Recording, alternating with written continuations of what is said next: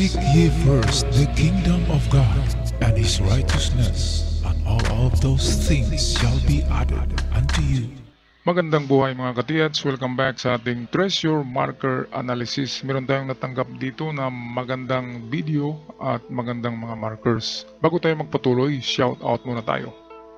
Alright, shout out tayo kina Joling, kay Danny Flores, shout out din kay June Talks, kay Maria Deta, shout out kay user UH2, shout out kay Glenn Mario, kay Malbert Basilio, kay Rimilito Katamora, Joy Navarro, Fermin Makasiling, shout out din kay user QY7, Arcadio Angkon, kay Dennis Mordino, and lastly shout out kina Robert Amante, kay Rosel Centillas, Vince Biucama, kay user HR3, kay Amor Alvarez, at kay Desiderio Lamsin. At sa mga hindi nabanggit ng mga pangalan, shout out sa lahat. Tayo na ngayon magpatuloy.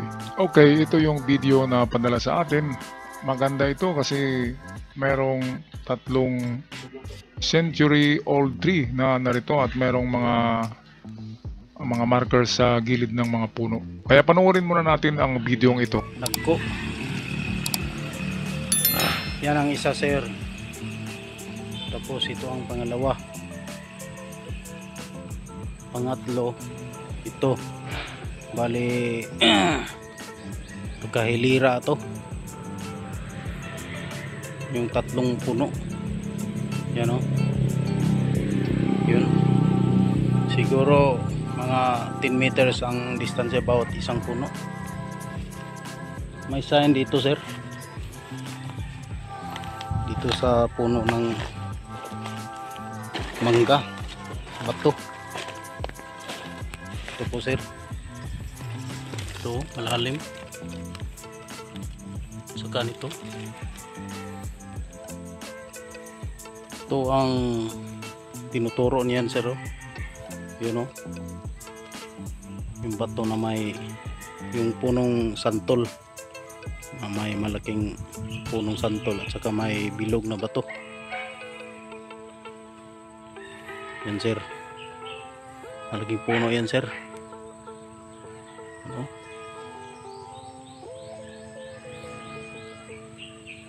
Yan, old santol tree. Ito ang inispatan niya, sir, itong 2 mata. Ito.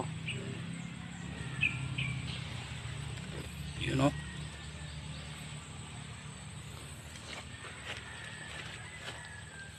Yun, sir.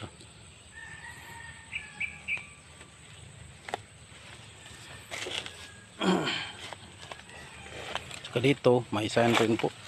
Iwan ko kung man-made ba ito or nature. Parang nature pattern lang ito. Dito parang sign din, sir. Ito butas. Doon ito nakaumpok ito sa puno ng mangga. Ang mga bato. Ito mga bato. Dito parang arrowhead siya, sir. Ito arrowhead o triangle.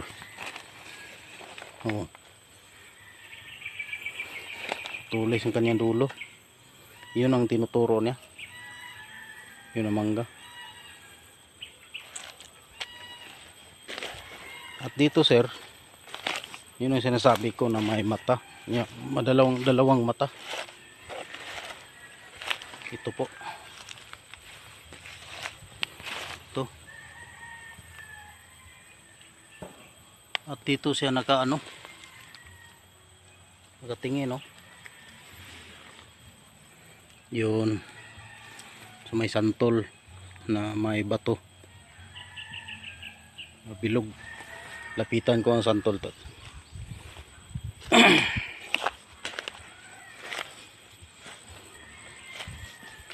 Ito po. May bato. May bilog. Ito. Malaking puno to. You know?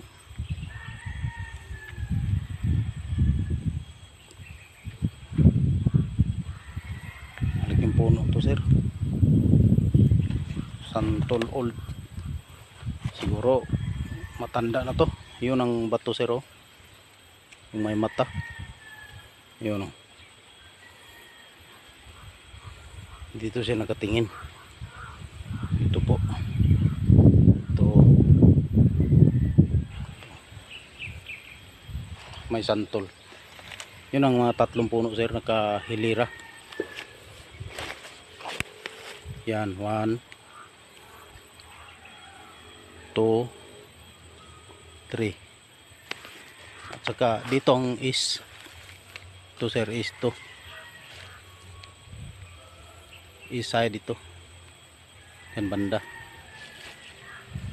Sana, sir, matulungan mo po ako paano magdikod nito, kung landmark ba itong ng mga hapon o legit sign po ba ito. Maraming salamat, sir. Okay mga ka-TH, bakit sasabihin ko na legit marker ito? Legit site or treasures? Kasi itong mga boulders, malalaki yan at pinagpatong-patong dyan, di ba? Ngayon, kung mga farmer lang siguro ay hindi kayang buhatin yan ng 2 tao yung malalaki dyan. Kaya pwedeng marami ang gumagawa niyan. At alam na natin kapag mga boulders na pinagpatong-patong sa lugar na walang history ng maraming nakatira, sabihin natin bundok yan, at merong ganyan, tapos hindi nyo alam kung bakit merong ganyan, hindi kayo ang gumawa niyan, so ibig sabihin meron siyang kahulugan sa treasure hunting. Okay, kaya search nyo muna ang lugar, ang may-ari niyan, kung kaninong lupa ito, at kung sa inyo, tanong nyo sa inyong mga lolo o grandparents kung sinong naglagay ng mga bato diyan na marami. Kasi malapit siya sa punong kahoy. Kaya pwedeng marker for treasures. At gaya nito, kapag maraming nakaumbok na ganyan. Meron akong personal encounter nito. Yung nakapatong-patong na big boulders sa gitna ng bakawan, sa mangrove trees. Okay, sa baba lang niya, 1 meter lang, mahigit ang pagkabaon. At binuhusan ng alkitran ito. Paghukay nila ay alkitran yung lupa, itim na matigas, parang simento, parang yung highway na na espalto. Yun, espalto yung binuhos pala, maitim. Personal ko rin yun na natagpuan na hinukay sa kalagitnaan ng mangrove. Ganito yun, pinagpatong-patong, at katulad yan. Kaya pwedeng sa baba lang yan, 1 to 2 meters, meron na kayong makuhang box. Okay, so malapit siya sa kahoy, mga 7 meters lang yata yan. Maganda talaga, magandang yan, sign for treasures. Ito naman, ito yung maganda dahil ayan,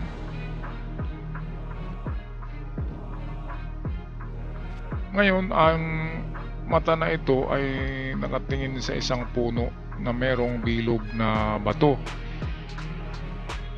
Ito yung kanyang tinitingnan, bali nakaganon yan. Yung malaking mata ay nakatingin diyan. So ito yun, At old santol tree yan, kasi napakalaking santol, ibig sabihin matagal na yan.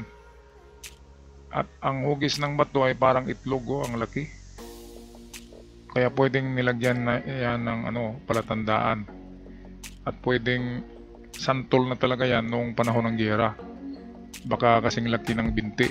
Ngayon ang laki-laki na, bihira ka lang makakita ng santol na ganyan kalalaki. At mataas siya. At yung mangga yata yung isa ay talagang talaga siya, century old. Kaya ito, ang gawin nyo dito, gamitan nyo ng kahit dowsing rod lang, ay dumaan kayo dyan. Okay, daan-daanan nyo yan, at kapag palaging nag-X dyan, ang gawin nyo kapag may dowsing kayo ay piringan nyo ang iyong mata o ipikit nyo ang iyong mata kapag dumaan kayo dyan sa target. Kasi kung tinitingnan nyo yan ay mag-ikis talaga dyan kasi iniisip nyo na nandyan. Kaya iikis ang dowsing. Kaya ang ginagawa ko sa dowsing ay hindi ako nag-iisip na mayroong treasure. Blanco lang ang isip ko kapag nagda-dowsing ako para hindi gagalaw ng kasi yung dowsing sumusunod yan sa isipan. Kung sabihin mo na mag-X yan siya. Sabihin mo na hindi rin. Sabihin mo na liliko din ang dowsing. Ang mga LRADs. Kaya ang maganda diyan kapag nag-dowsing kayo ay pikit nyo na lang ang inyong mata. Kung hindi nyo kayang i-blanco ang inyong isip. Okay, so ito yung first, second pala, una yung boulders. So ito yung second target natin. Second T target, yan. Diyan lang mismo maghukay sa, meron kasing mga under the old tree na mga treasures na 1 meter to 2 meters deep lang. Yun yung binaon lang na nakukunti lang na amount, hindi yung gold bars, mga alahas lang na nakalagay sa mga munition box o nakalagay sa mga maliit na banga. Okay, balik tayo sa mata kasi dalawa ang kahulugan nito. Kasi ito ay maliit at malaki. So merong dalawang kahulugan ang mata. Yan, yung kanina ay sinintro natin yung puno. Ngayon dahil sa ito parang may dito nakaganyan. At ito may guhit siya. So ibig sabihin nagturo siya na tingnan yung malaking mata and then check sa malaking mata, yung arrow na yan ay pwedeng reverse arrow siya, papunta siya rito. Kaya kung merong maliit na mata at malaking mata, kahit walang guhit dyan, ang isa sa paraan dyan ay puntahan ang bandang kanan or east. Okay, tamang-tama, bilog is east. Ngayon ang layo niyan ay 1 to 5 meters lang yan ang target talaga ng ganyang mga bilog. Pero dahil maliit itong isa na bilog ay pwedeng 1 meter lang siya.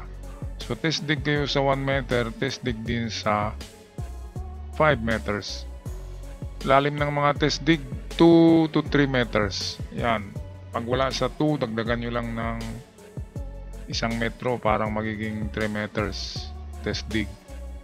Ito yung mga distances niya, 1 meter, 5 meters.